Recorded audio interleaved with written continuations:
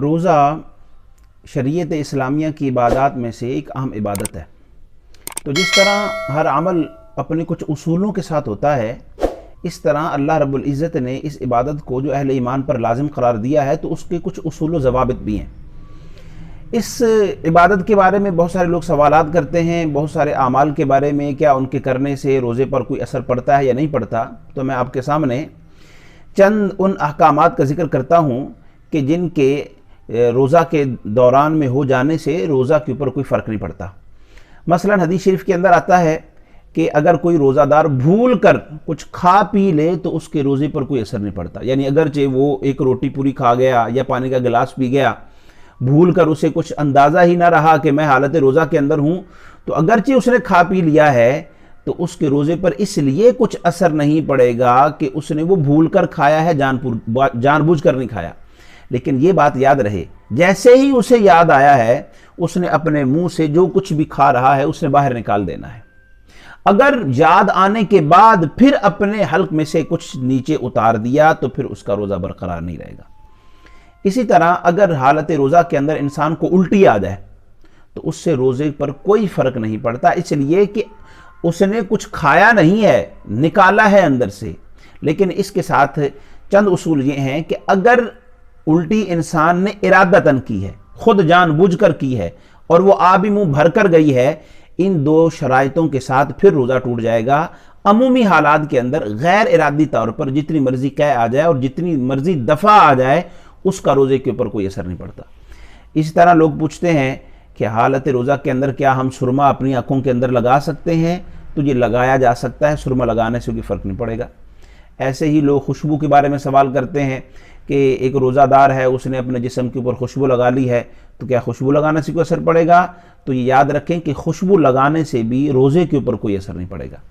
اسی طرح اگر کوئی انسان اپنے سر کی تیل سے مالش کرتا ہے، جسم کی جو ہے وہ تیل سے مالش کرتا ہے، تو اس مالش کرنے سے بھی روزے کو کوئی فرق نہیں پڑے گا۔ اور ایک بہت اہم سوال جو روزے داروں کی طرف سے، مرد حضرات کی طرف سے پوچھا جاتا ہے وہ یہ کہ جیسے کہ سحری کے بعد عمومی طور پر ہمارا رویہ یہ ہوتا ہے کہ ہم سو جاتے ہیں یا دوپہر میں سو جاتے ہیں، تو حالت نیند کے اندر اگر غسل کرنا ضروری ہو گیا، احتلام ہو گیا، تو ایسی صورت کے اندر بھی روزہ دار کے روزے پر کچھ فرق نہیں پڑے گا۔ وہ اٹھے، غسل کرے، نفاست حاصل کرے، لیکن یہ بات یاد رکھے کہ وہ غسل کرتے ہوئے منہ کے اندر جب پانی ڈالے غرارہ کرنے کے لیے تو پھر وہ مبالغہ آرائی سے نہ کرے کہ پانی کہیں وہ حلق کے اندر سے نیچے نہ اتر جائے۔ اس طرح جب ناک کے اندر پانی چڑھائے تو زیادہ مبالغہ آرائی سے نہ چڑھائے کہ وہ بالکل اوپر چڑھ جائے۔ ان باتوں کا لحاظ رکھے، ویسے وہ غسل کرے، اس سے روزے کی صحت کے اوپر ہرگز کوئی اثر نہیں پڑے گا۔ اسی طرح صحابہ کرام روایت کرتے ہیں کہ انہوں نے رحمت دو عالم صلی اللہ علیہ وسلم کو حالت روزہ میں بارہا مسواک کرتے ہوئے دیکھا، لہذا حالت روزہ کے اندر آپ مسواک بھی کر سکتے ہیں۔ لیکن یہ بات یاد رکھنی ہے کہ مسواک کرتے ہوئے یا برش کرتے ہوئے اگر خون نکل آتا ہے تو اس کو آپ نے اندر نہیں نگلنا، اگر تو بالکل تھوڑا سا ہے تو پھر تو کوئی اثر نہیں ہے، لیکن اگر وہ بہت زیادہ خون نکل آیا اور اسے اندر نگل لیا تو پھر وہ روزہ ٹوٹ جائے گا۔ اور برش کرتے ہوئے یہ بات لحاظ رکھنا ہے اس بات کا کہ کیونکہ جو ٹوتھ پیسٹ ہوتا ہے اس کا ذائقہ ہوتا ہے، وہ کرتے ہوئے ایسا نہ ہو کہ وہ حلق سے نیچے اتر جائے تو پھر وہ روزہ توڑ دے گا۔ اگر حالت روزہ کے اندر کوئی برش کرنا چاہتا ہے تو وہ اس بات کو ضرور ملحوظ رکھے کہ وہ اس کا جو اثر ہے نا، وہ ذائقے کا جو وہ ٹیوب ہوتی ہے وہ اندر نہ اترے، اس لیے کہ وہ روزے کے اوپر فرق ڈال دے گا۔ ویسے جو ہے وہ مسواک کرے، بے شک برش کرے، اس سے روزے کو کوئی فرق نہیں پڑے گا۔ اور اسی طرح جب سحری وغیرہ انسان کر لیتا ہے